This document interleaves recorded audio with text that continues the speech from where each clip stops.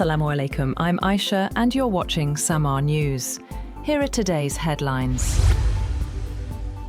Israel has claimed to have hit a petrochemical plant in Iran's southwest, along with strikes elsewhere on military targets, after US President Donald Trump reportedly told Israeli Prime Minister Benjamin Netanyahu to refrain from further attacks. In the first hit on an energy site inside Iran since the April 8th ceasefire, Israel said it struck targets at the mahshahr petrochemical complex, while a provincial official told Iran's semi-official Fars news agency parts of the plant were damaged. Iran fired salvos of missiles at Israeli targets in retaliation, putting US-Iran peace talks at risk. President Donald Trump has said that any future agreement with Iran will not immediately unlock Tehran's frozen overseas assets. In an interview, Trump said the two sides are very close to reaching a deal, but stressed that any financial relief would come only if Iran complies with its commitments. He also reiterated that the United States intends to seize and destroy Iran's stockpile of highly enriched uranium, and claimed Tehran has accepted it will not pursue nuclear weapons. President Trump said in the same interview that he wants to see more targeted military action against Hezbollah in Lebanon, calling for what he described as more surgical strikes. Trump said he wants a better future for Lebanon, but argued that operations against Hezbollah should be intensified in a more focused manner. In response, Iran's parliament speaker Mohammad Bagher Ghalibaf said that US military bases and Israeli interests in the Middle East could become legitimate targets if pressure on Iran continues. In a post on X, Ghalibaf accused the United States and Israel of disregarding ceasefire commitments, citing the US naval blockade of Iran and renewed Israeli operations in Lebanon as evidence that they respond only to what he called the language of power.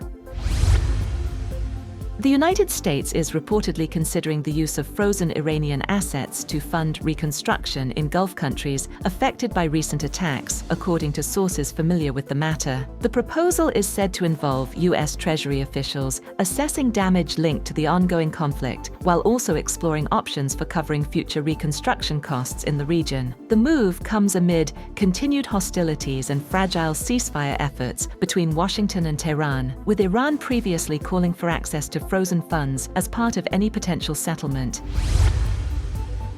The US military says it shot down 2 Iranian one-way attack drones over the Strait of Hormuz, claiming they posed a threat to international maritime traffic. US Central Command said American forces remain postured and ready to defend against further attacks as tensions continue in the region. The incident comes as the United States and Iran continue indirect negotiations for a possible interim agreement, even as sporadic clashes persist.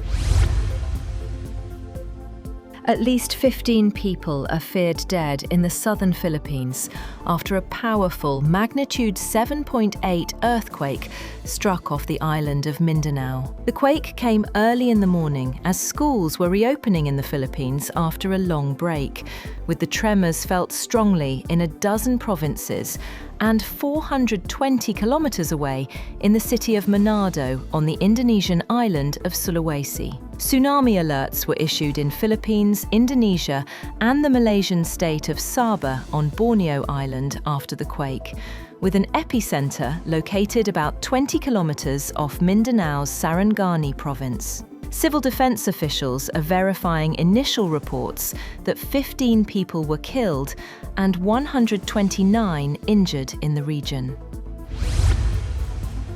The leaders of Britain, Germany and France have said they support a proposal for talks between Ukrainian President Volodymyr Zelensky and Russian President Vladimir Putin to try to secure a ceasefire, and Europe would play a role. In a joint statement, British Prime Minister Keir Starmer, German Chancellor Friedrich Merz and French President Emmanuel Macron commended Zelensky's call for an end to the war and the proposal for direct dialogue between Ukraine and Russia with active US and European participation. Zelensky said in a post on X that he also told Starmer Ukraine needed more missiles for air defense systems, just days after he published an open letter to Putin proposing face-to-face talks about ending the war. That's all for now. For more updates, visit www.samaa.tv.